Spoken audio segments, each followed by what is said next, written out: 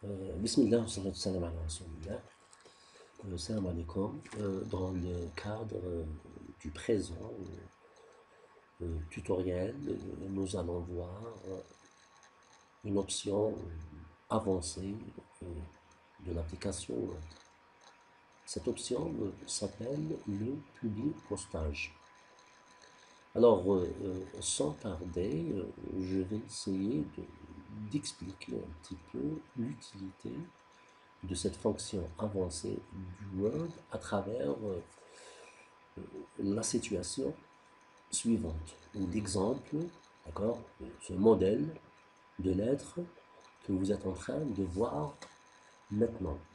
Alors, supposons que vous êtes responsable dans une grande entreprise, au niveau, par exemple, du service JRH, gestion des ressources humaines, au niveau, par exemple, du service commercial, gestion du stock ou autre service. Dans le cadre de vos missions, vous êtes souvent appelé à envoyer des modèles de lettres pour des dizaines, voire des centaines peut-être, voire des milliers de personnes. D'accord? Pour une raison, pour une autre. Euh, il se trouve que vous avez un modèle de texte que vous envoyez, par exemple, à des personnes, à 200, 300, 400, 500, 600 personnes. Et dans ce modèle de texte, au niveau de cette maquette-là, il y a ce qu'on appelle le texte statique, le texte qui ne change pas. Mais vous avez du texte dynamique. D'accord? Bien évidemment, vous êtes le destinateur, vous êtes l'envoyeur, vous êtes le destinateur, vous êtes le responsable de cet envoi-là. Vous êtes une entreprise, d'accord? Vous mettez le nom de votre entreprise, vous pouvez éventuellement mettre un logo, par exemple, le logo de votre entreprise. À chaque fois, il faut enregistrer. Donc le nom de l'adresse, le code postal, etc. Là, c'est des informations qui sont statiques. D'accord? Par contre, là, vous avez des informations dynamiques. La civilité, en ce qui concerne la civilité, vous avez trois variantes. D'accord? Madame, mademoiselle, monsieur, pour le nom, si vous allez envoyer à votre courrier à 600 personnes, peut-être que vous avez là 600 possibilités. Si nous ne considérons pas les noms qui peuvent se ressembler. Ici aussi, vous avez autant de possibilités en éliminant les prénoms qui se ressemblent, les adresses, etc. etc. D'accord, vous avez ici une dizaine de champs variables. C'est des champs variables qui changent selon la personne, son adresse, son code postal, sa ville, sa civilité, son nom, son prénom, etc. Si par exemple vous avez décidé de récompenser une dizaine de personnes faisant partie de votre ancien personnel, d'accord, les anciens qui, ont, qui vous ont rendu service, qui étaient du nombre de votre personnel, et vous avez par exemple une appréciation sur une appréciation de qualité de service sur chaque destinataire. D'accord, vous avez ici des variantes excellente d'accord, qualité. Par exemple, vous pouvez ici décliner euh, votre appréciation sur la qualité du service rendu quand vous voulez. Excellent, très bien, bien, assez bien, moyen, en dessous de la moyenne, etc. Donc ici, vous avez aussi des champs variables. Vous avez aussi également la date du début d'embauche et la date de la fin d'embauche qui est variable, le nombre d'années, d'accord, de services rendus, d'accord, la civilité, le montant, si vous avez déjà décidé de récompenser euh, votre, donc, un certain nombre, un certain effectif, d'accord, 10, 15, 20 personnes, selon la qualité du service rendu Alors là, le montant varie aussi. Et ici aussi, vous avez le participe passé, le verbe munir. Et là, s'il s'agit d'une demoiselle ou d'une dame, c'est M-U-N-I-E. S'il s'agit donc d'un masculin, d'un homme, donc c'est M-U-M-I, etc. Et c'est cher qui va varier aussi suivant la civilité, madame, mademoiselle, monsieur, soyez le bienvenu ou la bienvenue. Donc, d'accord? Bref, c'est-à-dire que pour chaque personne, vous avez au moins ici une dizaine de chants à saisir à la main. Alors, imaginez pour 200 personnes, ben, ça va vous prendre 4 heures, 5 heures de temps de saisir. Alors, ce qui va nous permettre en fait, de contourner quand même, cette contrainte, cette difficulté, ben, c'est l'option public au stage. Le principe est simple. Il faut avoir donc un modèle, une maquette, la lettre de base, il s'agisse d'un message électronique, d'une étiquette, d'une enveloppe, d'un texte, d'une convocation pour une visite médicale, etc., etc., etc., etc.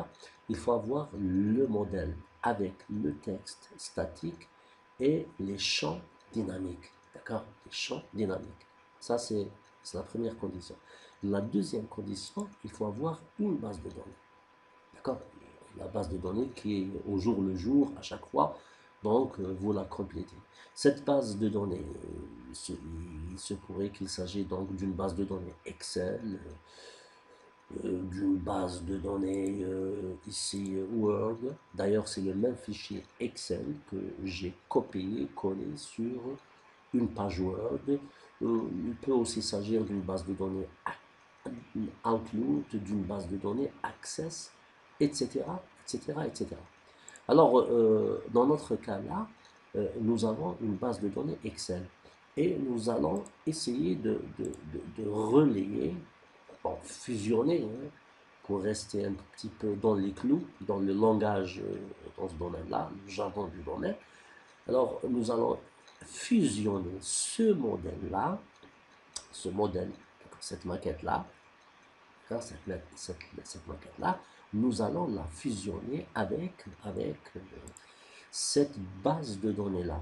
De telle sorte que, en fait, ces champs-là vont s'actualiser et s'adapter, se personnaliser à chaque enregistrement, à chaque personne. Alors, ce qu'il faut savoir, c'est que ici, ces lignes-là, on les appelle les enregistrements. Ainsi, moi, là, j'ai combien d'enregistrements? 1, 2, 3, 4, 5, 6, 7, 8, 9, 10. J'ai 10, j'essaie de trouver la barre, d'accord? J'ai 10 enregistrements. Autrement, j'ai 10 personnes, d'accord? 10 personnes. D'accord? À commencer par le titre. Le titre, c'est la civilité. C'est représente la civilité. Donc, monsieur, madame, mademoiselle, etc., etc. Donc, vous avez ici donc les en-têtes de cette base de données. Alors, il y a deux ou trois conditions qu'il faut respecter afin que la liaison entre cette BDD, cette base de données, et cette maquette-là se fera sans problème. C'est que, premièrement, il faut avoir un tableau avec des en-têtes de colonnes. Il ne faudrait pas avoir un tableau avec, par exemple, deux lignes, d'accord? Des en-têtes et des sous-en-têtes, par exemple, ici, d'accord? Une seule ligne, d'accord, d'en-tête. Ça, c'est un. La deuxième condition, il ne faudrait pas avoir des champs vides. D'accord? Par exemple, vous avez ici Moussa vide, Riouche, ensuite vide, vide, vide, Zmoré, Amara, Sidere, vide, vide. Il ne faudrait pas, Excel déteste les discontinuités. Il ne faudrait pas avoir de champ vide ici, ni sur la verticale, ni sur la ligne horizontale. Ça, c'est la deuxième condition. La troisième condition, il ne faudrait pas avoir des cellules fusionnées, hein. Nous avons vu qu'est-ce que cela veut dire, la fusion, dans le cadre des anciens tutos. La fusion, je peux fusionner deux cellules, trois cellules, c'est-à-dire que vous avez ces trois cellules, je peux donc carrément les fusionner à l'horizontale ou à la verticale.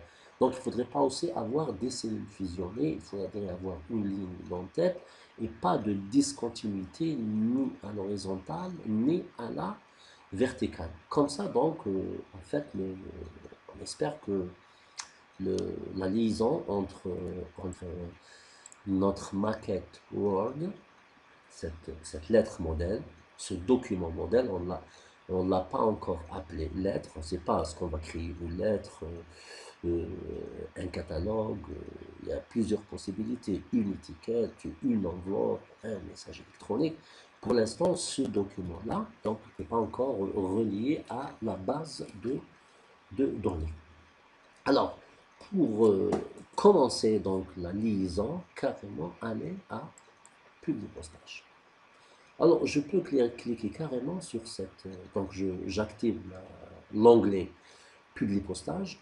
Ici, je peux cliquer carrément sur cette commande démarrer la fusion et le publier postage. Moi, je vous conseille d'aller ici sur le triangle, d'accord? Cliquez sur le triangle.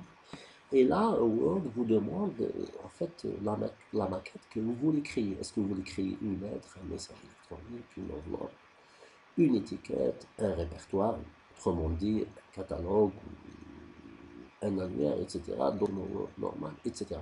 Moi, je vous conseille d'aller carrément à l'assistant, d'utiliser l'assistant fusion et publier postage pas à pas. D'accord? Il vous guide pas à pas. D'accord? Comme ça, le risque d'erreur sera quand même minimisé. Alors, je clique là et voilà donc cette fenêtre-là qui s'affiche du côté droit de votre écran. Alors, on vous demande, est-ce que vous voulez créer donc, voilà, les choix qui étaient là tout à l'heure, ben, ces choix sont là. Est-ce que vous voulez créer une lettre, un message électronique, une enveloppe, une étiquette, un répertoire, etc.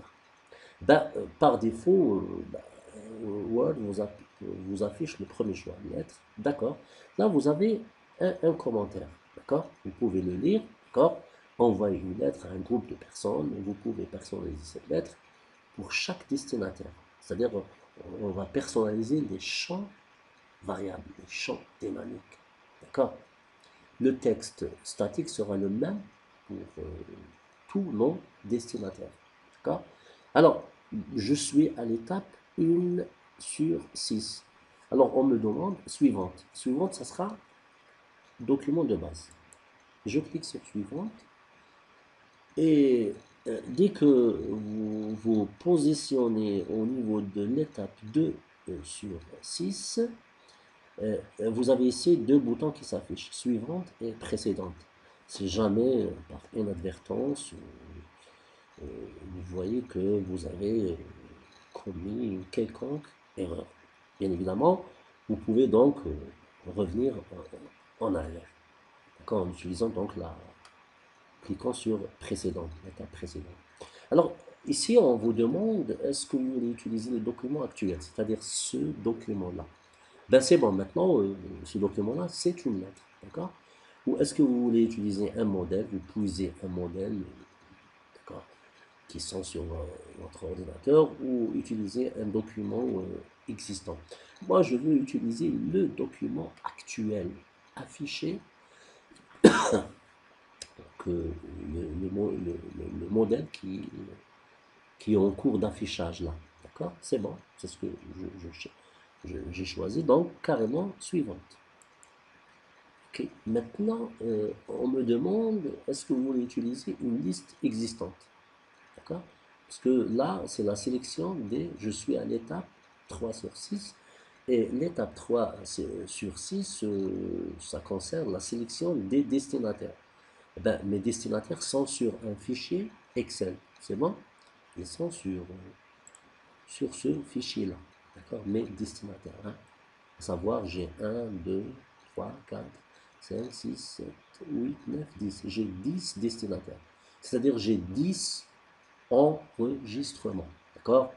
se conformer un peu au vocabulaire, au jargon utilisé dans ce domaine. J'ai 10, donc enregistrement, 10 destinataires. Voilà. Oui, je veux utiliser une liste existante. Eh ben, on me demande de la rechercher, parcourir. Donc je vais parcourir l'arborescence. Je vais parcourir l'arborescence. Il faut bien se mémoriser le chemin. Ok, bureau. Moi, en fait, mon dossier, mon répertoire se trouve sur le desktop. Le voilà, public, lettres, etc., etc. J'ouvre et là, je vais chercher mon fichier Excel. Euh, si vous avez quelques craintes, si jamais vous avez oublié le titre de votre fichier Excel, il est là, donc c'est probm date money public postage. Ok, prob, probm, date money public postage. Je regarde une deuxième fois. Oui, avec des espaces, probm date money public postage. Ok, ok, c'est celui-là, en principe. Voilà, le voilà. Je l'ouvre. Euh, Maintenant, voilà. Euh, Juste pour, en guise de dernier, disons, avertissement, d'accord, on me demande ici de voir est-ce qu'il s'agit donc de ce document-là. Oui, je regarde sur mon fichier Excel, j'ai le document en cours et il est sur la feuille 1. Sur la feuille 1, d'accord. Sur la feuille 1, oui, voilà, c'est ce document-là. Il faut s'assurer que là, la case est cochée, parce que là, on est en train de vous dire que votre tableau, la première ligne de données contient les en-têtes de colonne. Ok, ma première ligne de données, elle contient donc les en-têtes de colonne. Ok, ok, on essaie d'aller doucement, qui va doucement, va sûrement, je valide. Et d'accord, là, on m'affiche ma base de données. Il s'agit quand même d'une base de données un petit peu, disons, large. Voilà ma base de données. Alors, en fait, là, vous avez, c'est votre base de données, 1, 2, 3, 4, 5, 6, 7, 8, 9, 10, voilà. C'est votre base de données. Là, vous avez aussi, vous pouvez donc travailler cette base de données au niveau de cette étape-là, sur cette fenêtre-là, fusion, public postage, là, vous pouvez trier vos destinataires, d'accord, par ordre alphabétique, croissant, A, B, C, D, E, F, G, etc., ou décroissant, Z, et on revient en arrière. A, B, C, D, F, G, H, I, J, K, L, M, O, P, Q, R, S, T, U, V, W, X, Y, Z. Donc Z, Y, X. C'est l'ordre décroissant. Vous pouvez aussi filtrer, d'accord? Si vous décidez par exemple. Alors on va ici se focaliser sur le tri. Ben, si par exemple vous voulez trier par exemple vos destinataires suivant un certain ordre de A à Z, ben on vous demandera quel champ. Est-ce que par exemple c'est le champ nom que vous allez organiser en respectant l'ordre alphabétique ou le champ prénom ou par exemple j'essaie de peut-être quel champ là, le champ qualité de prestation ou le champ par exemple ville, d'accord, suivant l'ordre alphabétique. Il serait peut-être intéressant de choisir le champ non. Ben, par défaut, Word me propose l'ordre croissant, c'est-à-dire A, B, C, D, E, F, G, H, I, J, K, L, M, etc., etc. Je vais écrire OK. OK. là, j'ai un petit problème qui surgit là. J'ai des champs vides. Ensuite, j'ai mes enregistrements. J'ai mes enregistrements. Alors, peut-être que là, je vais dire non vide. Ok, c'est ça. Si vous avez des champs vides, vous cliquez là sur ce triangle-là et vous choisissez le nom vide. Vous avez votre base de données qui s'est remise, d'accord, dans l'ordre. Voilà. Oui, euh, on vérifie, oui, c'est vrai, A, D, G, L et Z. A, Z, E. Zumori, c'est, pour moi, ça représente le dernier enregistrement. D'accord. En fait, j'ai organisé le champ nom, d'accord, suivant l'ordre alphabétique. Maintenant, les filtres. Les filtres, eh ben, là, si vous avez par exemple dans votre base de données que vous vous actualisez au quotidien, si vous avez, je ne sais pas, vous avez 700, 800, 1500 enregistrements, 1500 destinataires, il se pourrait que, en fait, là, ce modèle ou cette maquette-là, vous n'allez l'envoyer qu'à 10, 15, 20 personnes. Donc là, si vous voulez filtrer, on vous demandera quels sont les critères du filtre. D'accord.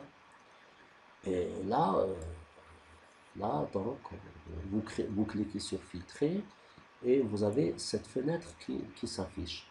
D'accord. Eh ben, vous avez le champ. Par exemple, on va dire champ titre, le champ titre. Pour moi, le titre, ici, c'est la civilité. Madame, monsieur, etc. Le titre.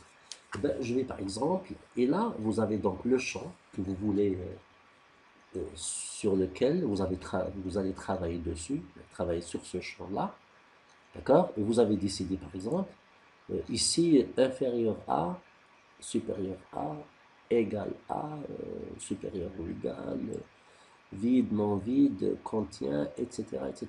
Alors, on va dire champ égal à. Égal à, le comparer. Eh ben, champ égal à, par exemple, je vais écrire, il faut respecter les termes que vous avez utilisés là. Par exemple, égal madame. Madame. D'accord. Alors, j'ai combien? J'ai 10 enregistrements. Je vais filtrer et je ne garde que le champ mana. OK. Et bien, là, regardez, donc là, vous avez filtré, là, et vous allez envoyer, en fait, vous avez dit à Word que là, il ne considérera que le titre madame. Pour les autres, il ne va pas leur envoyer donc ce document ou en fait cette maquette. Je reviens au terme filtre. Euh, si vous avez décidé d'effacer ce champ-là, ben, effacez tout. Effacez tout. OK. Et j'ai mes 10 enregistrements. Voilà, mes 10 enregistrements avec ces champs vides qui surgissent à chaque fois. Alors, carrément non vide. OK. Voilà, je clique sur le petit triangle là et je choisis la commande non vide. Vous pouvez, par exemple, sur la base par exemple, euh, par exemple, code postal. D'accord. Code, euh, sur la base d'accord, du code postal, vous pouvez donc dire que, par exemple, vous pouvez envoyer à, euh, je vais lancer un deuxième filtre.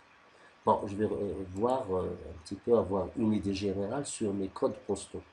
3000, 9000, 42 000, etc., etc., etc., 26 000, 44 000.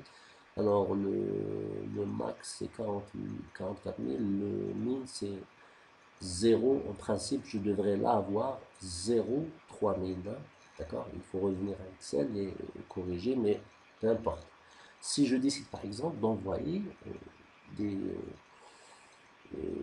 mon courrier ou mon modèle à- à tous les destinataires qui ont un code postal qui soit supérieur à 9000, supérieur ou égal à 9000 et inférieur à 25 000. Donc, vous n'allez envoyer ce modèle-là qu'à ces, qu'à ces destinataires-là qui remplissent les deux conditions, à savoir que euh, leur code postal est supérieur ou égal à 9 000 et strictement inférieur à 25 000. D'accord? Filtre. Vous précisez le champ, code postal, la comparaison, je vais dire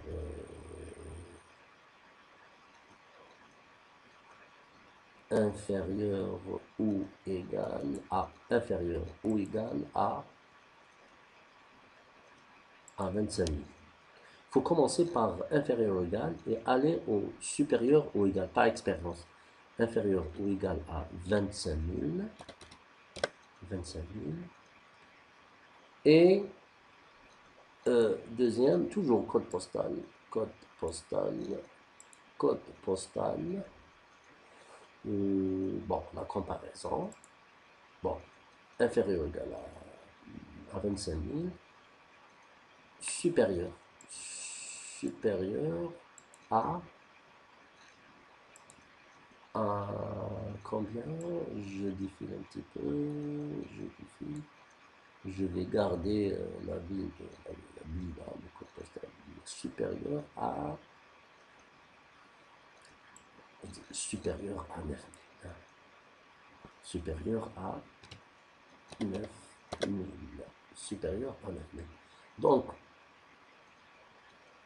inférieur ou égal à 25 000. Donc, je vais prendre 25 000, mais je ne vais pas prendre 9 000.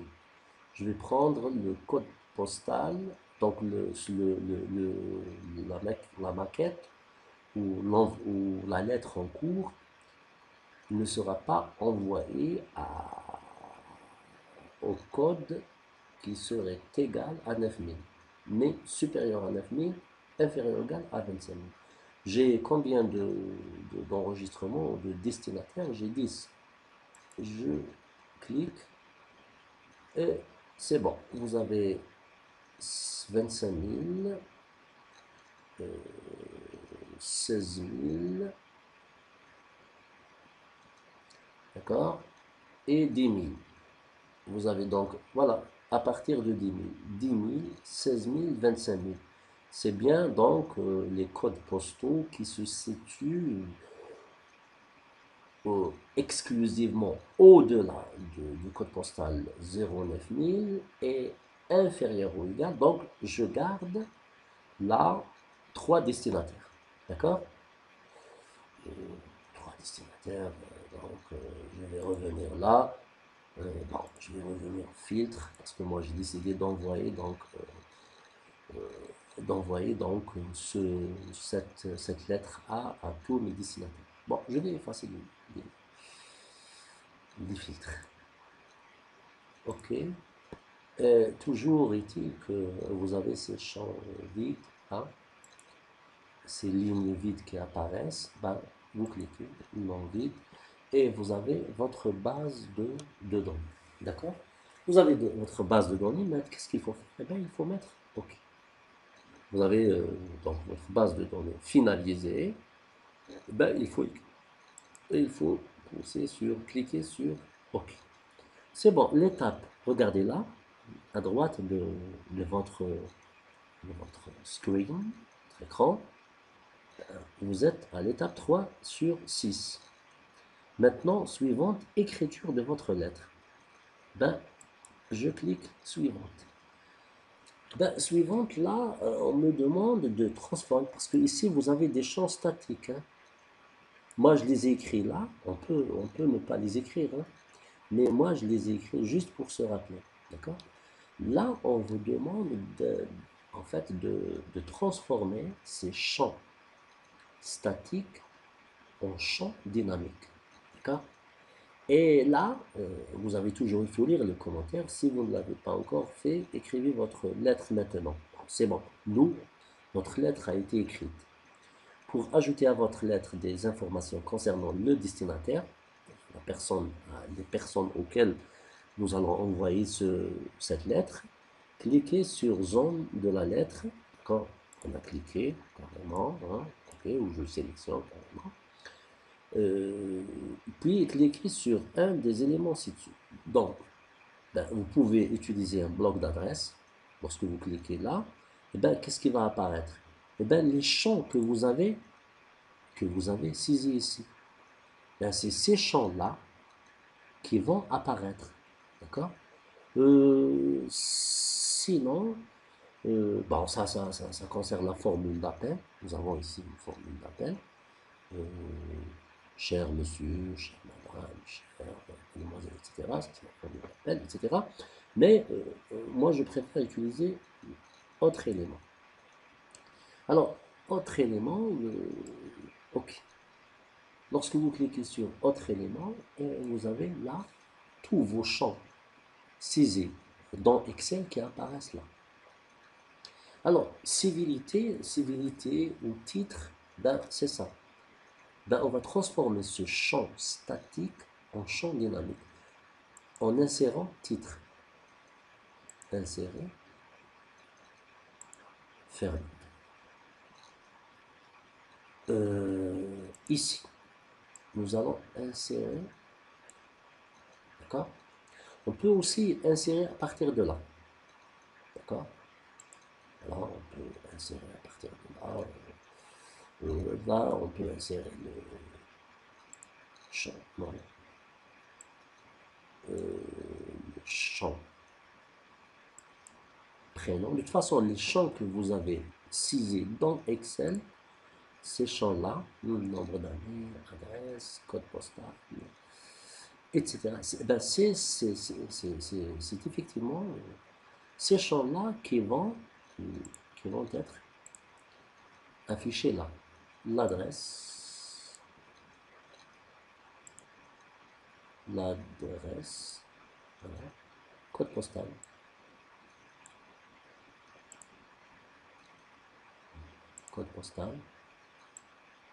la ville,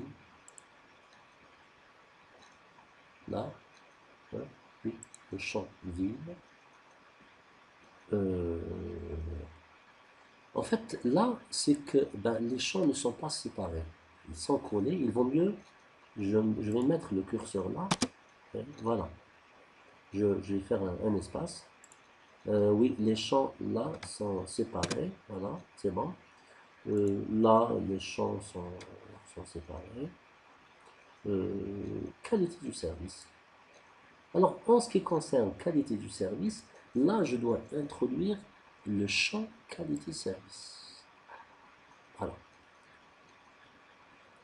Ce champ-là, je dois le transformer en champ dynamique. Alors, je vais regarder sur Excel.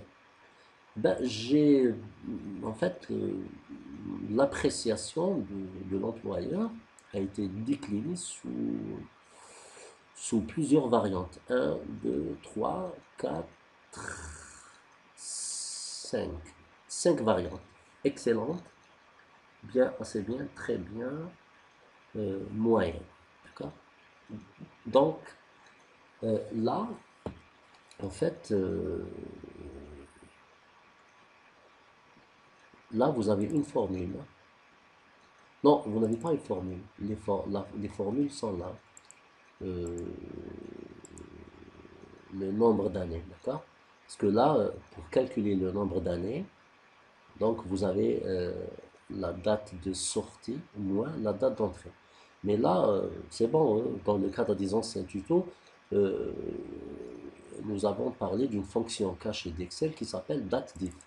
Hein, la date diff, d'accord, cellule D2, point virgule, cellule E2, Y entre guillemets, pour désigner l'année, en anglais year, d'accord? Et là, vous avez une formule.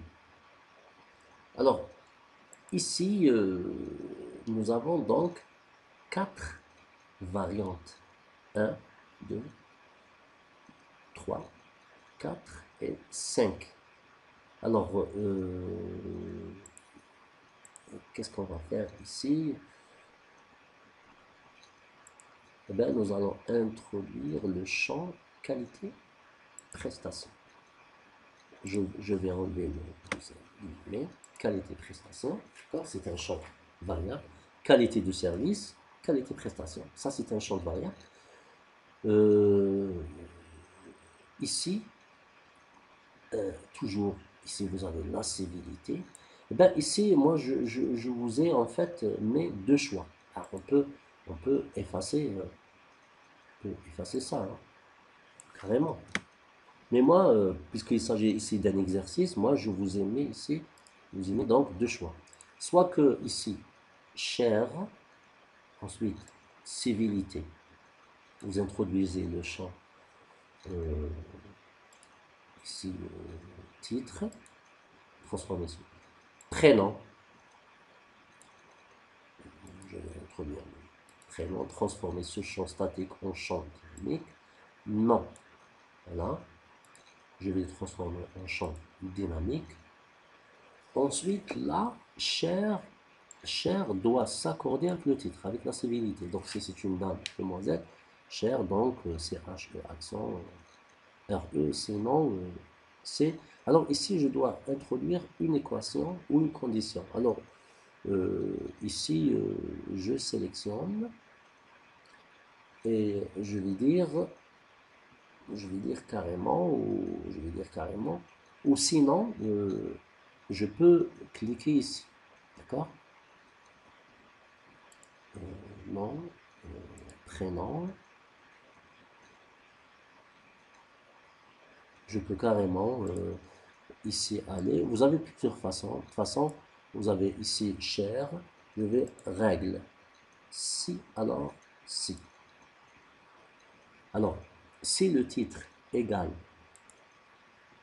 Alors, je vais regarder sur mon fichier Excel. Qu'est-ce que j'ai mis? Monsieur, madame, mademoiselle. Ok.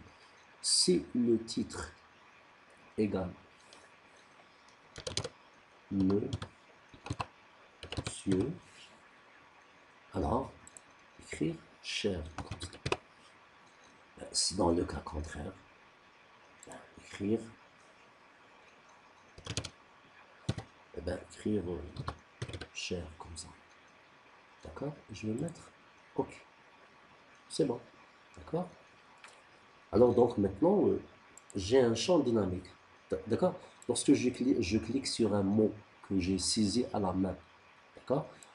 Lorsque je clique comme ça, le mot ne se sélectionne pas dans son intégralité. Remise, je clique, il n'y a aucune, sélection.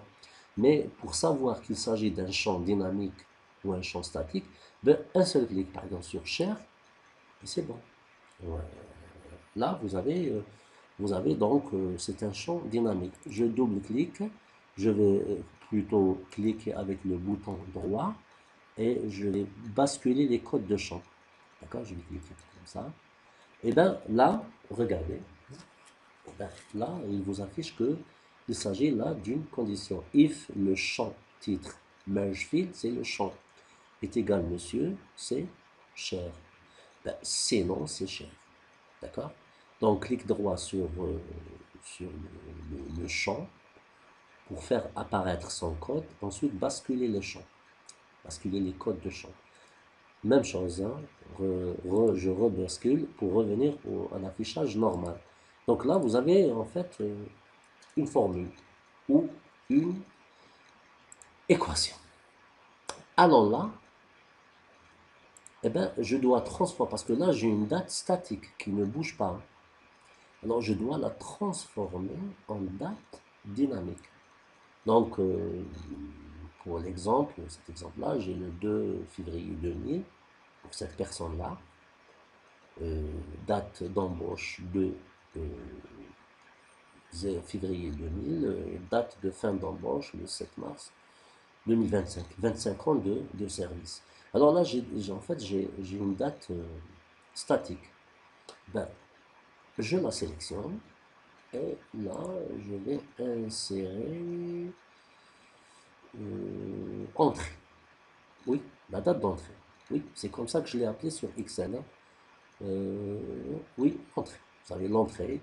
Euh, Justement pour ne pas alourdir les entêtes de ce tableau-là, date d'entrée en entreprise, date de sortie de l'entreprise. Donc j'ai entrée, sortie, date d'entrée et date de sortie. Ok. Je vais là. Donc je sélectionne cette date statique, la transformer en date dynamique et je vais, oui, entrer. Ici, la même chose, je vais mettre, bon, attention, ne sélectionnez pas des termes en plus, hein, sinon ils vont disparaître et ils vont se transformer en champ dynamique. Euh, Sortie, oui, sortie, voilà. Et ce pendant ben, 25 ans. Ce pendant 25 ans. 25 ans, ça concerne quel champ sur mon fichier Excel, nom, adresse, code, ville, qualité, entrée, titre, nombre d'années. Oui, nombre d'années. Ok. J'ai transformé 25 ans, qui représente une information statique, en champ dynamique. Il suffit d'un seul clic et là, d'accord, vous avez ici une date, plutôt donc un entier. D'accord. Veuillez donc vous rapprocher du service gestion des ressources humaines, GRH, civilité. Civilité, c'est, faut insérer le champ titre, d'accord? Pour récupérer votre prime de reconnaissance pour service rendu. Votre montant ben, le montant, ben, j'ai un champ montant. Oui, montant. Ah, je le transforme en champ dynamique. Venez à l'heure et date indiquée en pièce jointe munie. Alors, muni, là, ça s'écrit de deux façons. M-U-N-I-E ou M-U-N-N-I. Ça dépendra donc du... D'accord, ça dépendra de la personne. Homme, femme, donc mademoiselle, madame, monsieur, etc. Là, il faut donc insérer une condition, carrément une règle. On insère si, alors c'est non. Si, donc comme on doit écrire, alors c'est non, comme on doit. Si, alors. Alors, si le titre euh, égale monsieur, euh, sinon, sinon, je vais choisir est différent. Si le titre est différent de monsieur, comme ça, si le titre est différent. Il s'agit nécessairement d'une dame ou d'une demoiselle. Alors, cher, comme ça. Ben, si ce n'est pas différent de monsieur, ça doit s'écrire donc cher, comme ça. Ok, ok. Donc ici, quoique, en fait, je vais le transformer en rouge, afin que je peux revenir en arrière. Rouge, parce que vous avez un champ dynamique ici. Euh, les champs, oui, même là, parce que c'est un champ dynamique. D'accord. Merge field. Ok. Muni, donc. Non. Non, non, non, non, je me suis trompé. Attends, ce n'est pas ça. C'est muni, hein. Attention. Attention, je reviens à publier postage. Parce que j'étais branché avec la civilité, donc cher. Alors, règle. Non, ce n'est pas cher. Ici, c'est. Je vais introduire la règle. Donc, si c'est différent de monsieur, monsieur, alors ça devrait être une dame ou une demoiselle, donc nu, non, en minuscule, pourquoi en majuscule, nu, comme ça. Ben, c'est non, c'est nu, comme ça. Ok. Alors, c'est un champ. Je le sélectionne. Accueil en rouge, afin que ça soit plus visible. Vous êtes en train de voir le nombre de champs. À chaque fois, ces termes-là, ces champs-là, si vous n'allez pas les automatiser, créer un automatisme, alors si vous allez envoyer ce modèle-là à 500, 600, 700 personnes, ben, il faudra le faire 700 fois pour chaque personne, avec 10, 15 manipulations de texte, saisie de texte pour chaque personne. Imaginez donc 4 minutes par personne, fois 200, ça va vous faire 800 minutes. Ici, cher, ok, cher, c'est ça. Et on introduit aussi une règle, si c'est égal à monsieur, bon, c'est, vous écrivez donc cher comme ça, sinon on accorde. Cher, ok. Civilité, toujours la civilité. La civilité, c'est le titre. Madame, mademoiselle, monsieur. Et soyez le bienvenu ou la bienvenue. Je vais sélectionner carrément ces deux mots. Le mot bienvenue. Je vais, non, pas ici, je vais insérer une règle. Si alors, si c'est égal à monsieur, monsieur, donc soyez le bienvenu. Le bienvenu, sinon, bon, je connais. Donc comme ça, sinon, soyez la bienvenue. Ok. C'est ça. Voilà. Et oui, je vais le transformer en rouge. Anglais accueil, rouge, et je reviens à mon public stage. En fait, vous avez vos champs. Si vous voulez, en fait, voir de visu les champs, pour pouvoir différencier le texte statique du texte dynamique, vous pouvez cliquer ici, sur cette commande-là. Champ de fusion en surbrillance. Et là, vous avez les champs. D'accord? Pourtant là, c'est un champ aussi. Donc vous avez combien de champs? 1, 2, 3, 4, 5, 6, 7, 8, 9, 10, 11, 12, 13, 14. Et même ici, c'est un champ. 14. D'accord? 14, 15, 16, 17, 18. 18 champs. Alors, si vous allez envoyer ce courrier, cette lettre à seulement 100 personnes, pour chaque personne, vous allez remplir 18 champs que vous devriez saisir avec manuellement en utilisant votre clavier. D'accord? Et là, du coup, vous avez transformé ces champs en champs dynamiques. Alors, justement, pour avoir un aperçu, d'accord, sur le résultat, je vais mettre suivant. Suivant, aperçu de vos lettres. Hop. Et là, le premier enregistrement ici, atteindre le suivant enregistrement, ici le précédent, ici le dernier enregistrement, ici le premier enregistrement. D'accord? Vous pouvez donc défiler en cliquant là. Donc vous avez, on va voir, pour le monsieur Mustafa, ville, numéro, code postal. Oui, très bien, l'appréciation, très bien. Cher monsieur, cher monsieur Mustafa, 9-5-2006, 6-23-2035. Et là, 28 ans, année consécutive, etc., etc. Et c'est monsieur 54 000, monsieur Munet. Bon, on va voir l'enregistrement suivant. Si c'est une dame, Monsieur Dewush, Madame Goudjil Amina, oui, ça s'accorde. Cher, Muni IE, la bienvenue, Madame, qualité, etc., etc. D'accord?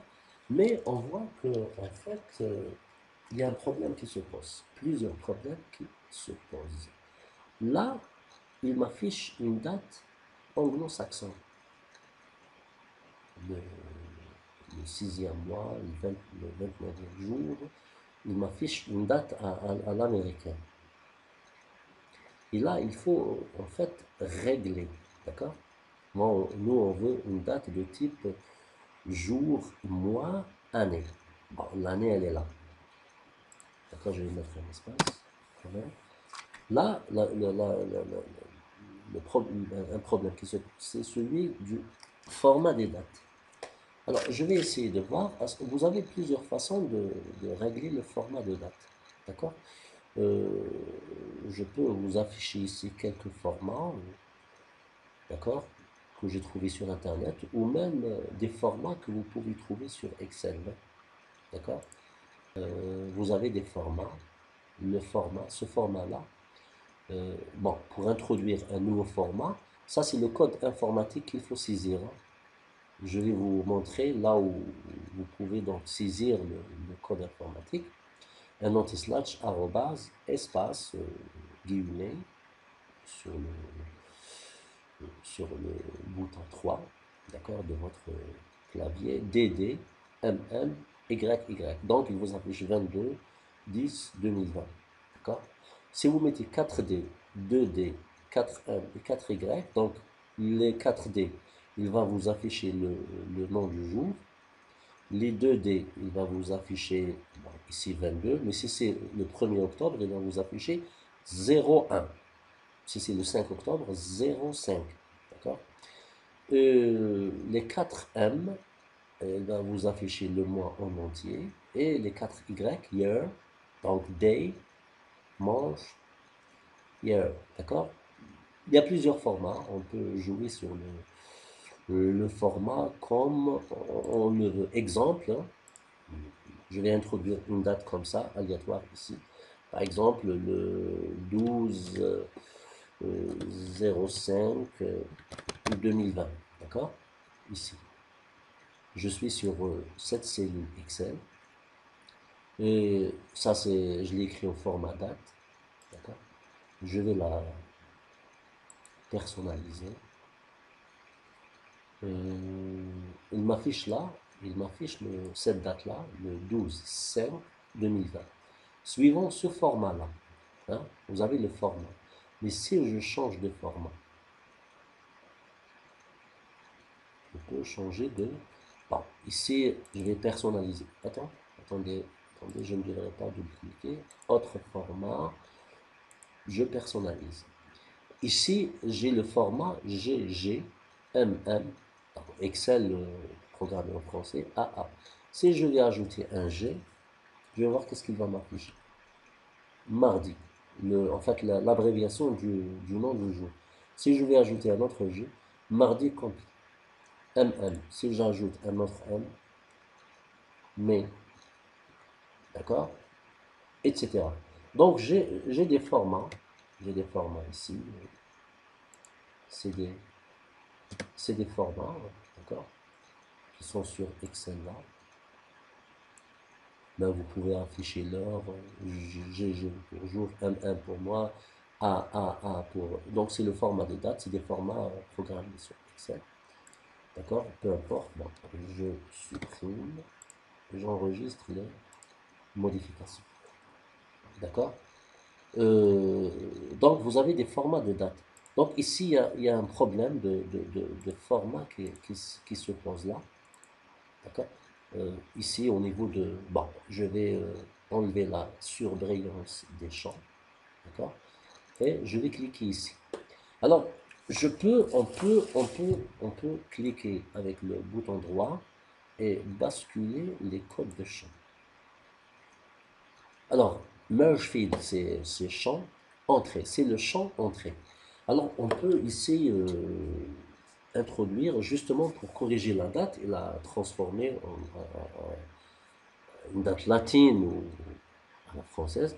Alors, Alt-GR, 8, anti-slash, arrobas, toujours Alt-GR 0, et là, un petit espace, légumes, je vais mettre D, D, D, D, espace, donc pour qu'il me donne le jour, le nom du jour.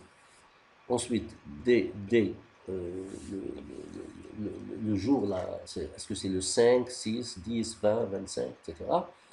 Donc DD, parce que si c'est le 5 ou le 7, comme affiché 0, 0,5, DP. Ensuite, je vais mettre 4M, je vais les mettre en majuscule, parce que même ici, si vous mettez G, G, G, G, ça ne fonctionne pas. Alors, dans le code informatique, à l'intérieur du code informatique, il faut saisir en anglais. Donc, D, D, D pour day, day. Ici, M, M, M, M pour month. Ensuite, Y, Y, Y, Y pour year. Il faut fermer et un petit espace. Parce que si vous oubliez un détail, ça risque de ne pas fonctionner. Je valide. Bon, je reviens en arrière. Je ne valide pas avec le... Je me suis trompé, je ne devrais pas valider avec la touche entrée parce que je suis à l'intérieur du code. Alors, je dois euh, appliquer la même manip. Donc, basculer pour revenir à l'affichage normal. D'accord? Voilà. Mais je remarque qu'en fait, la date, elle est la même. 6/29/2004. D'accord? Tout simplement, il faut mettre à jour la date. Tout simplement, soit clic droit et mettre à jour les champs. D'accord? Clic droit sur le champ, mettre à jour les champs. Ou plus simple encore, ici, vous passez à l'enregistrement suivant. D'accord? Je passe. Voilà. Il l'actualise. Il a actualisé la date. D'accord? Donc maintenant, si vous revenez là, à cet enregistrement, c'est bon. Il vous affiche la date au format dont vous êtes habitué. La même chose ici, hein, d'accord? Il y a aussi une deuxième méthode, c'est si vous voulez si vous voulez visualiser tous les codes de champ que vous avez sur votre maquette, alors il faut exécuter la commande Alt Alt, la commande Alt F9. Voilà. Et vous avez tous vos champs qui sont visibles. D'accord? Voilà. D'accord? Vous pouvez donc saisir à l'intérieur de... j'ai le champ Merge Field, sortez. Est-ce que là, est-ce que je peux faire un copier-coller? Est-ce que je peux le faire? Sinon, je n'aurai pas à ressaisir la même chose. Copier. Je vais le mettre là. Coller. Bon, Alt F9 pour revenir à l'affichage normal. Alt F9. Alt F9. Non. F9. Je suis revenu à l'affichage normal. Le 10-19. Enfin, c'est le 19 octobre 2030. Mais là, il affiche la date toujours en anglo-saxon. D'accord? Carrément, toujours, donc, en termes de manipulation, il faut toujours opter par choisir le plus simple, opter pour le plus simple, aller à l'enregistrement suivant. D'accord? Et voilà, la date est réglée. D'accord? La date est réglée. D'accord? A été réglée. Au format, non, vous êtes habitué. Mardi 27 mai 2003 au samedi 17 mai 2028. Est-ce que c'est 25 ans? Et ce, pendant 25 ans. D'accord? Donc, pour Madame Younes Aïcha, qui a donc débuté dans cette entreprise le 27 mai 2003, elle a donc elle a quitté l'entreprise le 17 juin 2028, donc elle a passé 25 ans. 25 ans en vérifiant sur Excel, oui, 25 ans, c'est bien 25 ans. D'accord, jusqu'à maintenant, donc l'essentiel en fait a été, vous êtes en train de voir que vous pouvez passer avec un document une demi-heure. Là, vous avez quand même perdu une demi-heure, mais pas 5 heures ou 6 heures de temps de ciser onéreux, stressant, pour le moins qu'on puisse dire routinier et fatigant. D'accord? En fait, ici, il y a aussi un autre problème qui se pose, c'est celui du format du montant. Alors ici, en ce qui concerne le format du montant, vous avez 54 000, moi je voudrais qu'il m'affiche ça, euh, d'accord, comme ça, d'accord, voilà. Alors ici, même sur Excel, vous avez des formats, vous avez des formats, ici par exemple, je vais créer un nouveau, je ne vais pas toucher à cette base de données, un nouveau fichier Excel, d'accord. Si vous avez par exemple ici 25 000, 32 589, d'accord, je vais générer une petite... non, comme ça, je vais générer comme ça la suite. Cette suite logique. Supposons que ça, c'est des montants. Supposons que là, vous avez des montants. Hmm. Je vais quand même créer un petit tableau, toutes les bordures, c'est bon. Un petit remplissage, et c'est bon. Supposons que ça, vous avez des montants. Regardez, vous cliquez là, et pour Excel, ça c'est le format de cellules, vous avez, les cellules sont formatées au format standard. Alors, vous pouvez les transformer en format, vous pouvez personnaliser votre format, d'accord? Quand vous voulez, d'accord? Euh, je peux, par exemple, aller autre format, et je vais personnaliser. Donc, par défaut, Excel vous affiche toujours la première valeur de la plage sélectionnée. Donc, vous avez sélectionné cette plage. Excel, là, elle vous affiche l'aperçu afin que vous puissiez essayer les différents formats. D'accord? Si, par exemple, vous avez ce format-là, regardez comment ça sera affiché. Euh, Là, ça sera affiché comme ça. Ce n'est pas intéressant. Ce n'est pas intéressant. Ce n'est pas intéressant, pas du tout, pas du tout. Vous avez toujours des... Regardez, mais ça c'est quand même bizarre. Vous avez 250 del Jim et 3 zéros après. D'accord? 250 del Jim et 3 zéros après. Moi en fait, j'ai amputé, j'ai divisé en deux. J'ai pris un format qui existe ici et je l'ai en fait sectionné en deux. Alors, je le cherche.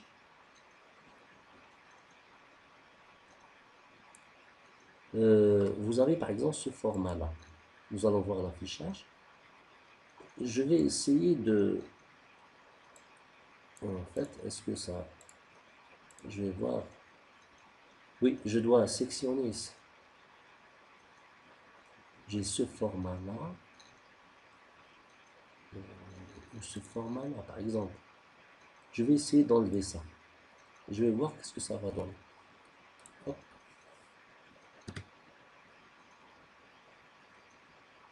Non.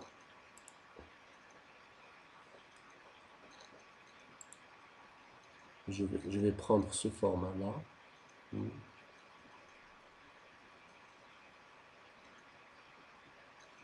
Je vais enlever ce dièse.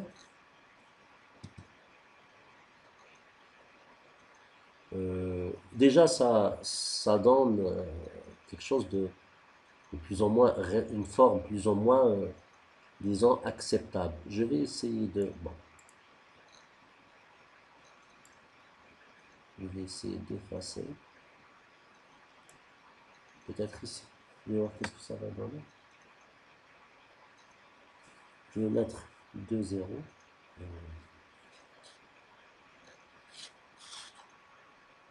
Virgule, 2 zéros. Et bien, les zéros, il les met de l'autre côté. Je vais les effacer.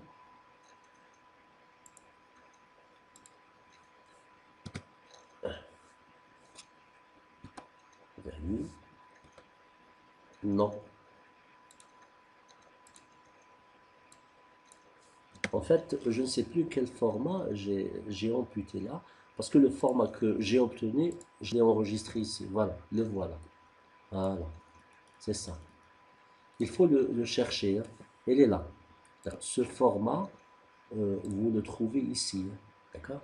Il faut tout simplement le chercher. Je ne veux pas vous perdre de votre temps, quoique c'est utile de travailler un petit peu, de s'arracher, de brûler quelques, d'accord, quelques calories, d'accord, euh, pour aboutir à la bonne solution. Alors, je vais essayer de me rappeler. 2 dièse 0,20 d'accord, 2 dièse 2 dièse 2 dièse 2 dièse 2 dièse. Ben, c'est celui-là. Je vais afficher celui-là. S'il vous plaît, je vais essayer d'enlever cette partie-là. Non.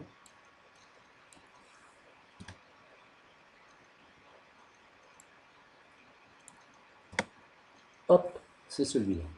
Vous l'avez vu? D'accord? Ce format-là. D'accord, j'ai donc la virgule, les doubles zéros. Donc, ce qui est bien dans Excel, c'est que une fois que vous créez un format, il va l'enregistrer. Et la prochaine fois, vous n'aurez pas à sectionner ces formatages-là. D'accord? Vous voyez là, bon, ok. Et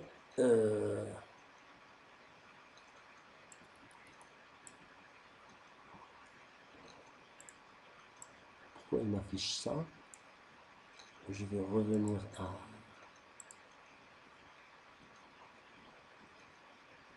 des chiffres. 32 000. Je reviens en arrière, en arrière, en arrière. Et parce que j'avais des moins ici. D'accord? Ah, le problème, c'est au niveau de la série que, en fait, j'ai créé, hein. Pas au niveau du formatage, hein. Montant. Voilà. Alors, 10 000, 10 500. Et là, 15 000. 15 000. Je sélectionne les deux. Je vais créer une nouvelle série. Je vais faire un petit remplissage. J'encadre. Je vais encadrer ça. Et je vais carrément effacer ça. D'accord? Je garde ça. Voilà. Et je vais appliquer le nouveau formatage à cette plage de cellules. Le nouveau formatage que je viens de créer, eh ben, probablement c'est celui-là. D'accord? Peut-être que en fait c'est le dièse qui pose problème. Et le point virgule. Ok? Vous avez ce formatage. D'ailleurs, je vais le prendre, copier, je vais le coller ici. Est-ce que c'est le même? Oui, c'est le même. Voilà. C'est le même, d'accord? Je reviens là. Donc, OK. Et voilà. Très bien. Donc, vous avez vu que, en fait, là, je peux même aussi, par exemple, copier, coller. Voilà. Je vais aussi choisir un nouveau formatage, par exemple. Personnaliser. Autre format.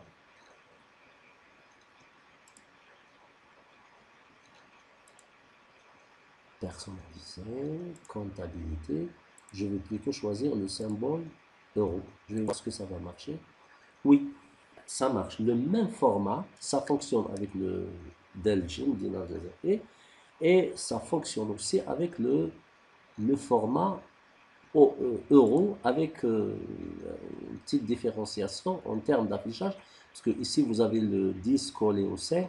Ici, vous avez le 10 qui se détache du 500. Ici, vous avez le 10 qui est collé au 500. D'accord? Voilà. Alors, je reviens à...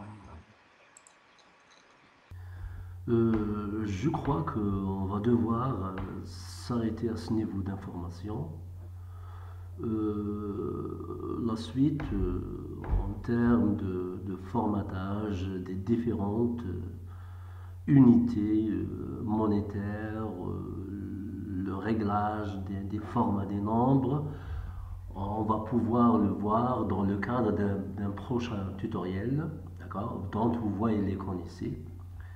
D'accord, ça sera le nom du fichier de ce tutoriel, ça sera 2A ISTA, d'accord, Institut des sciences et des technologies liées à l'agroalimentaire, appelé public postage, régler le format monnaie.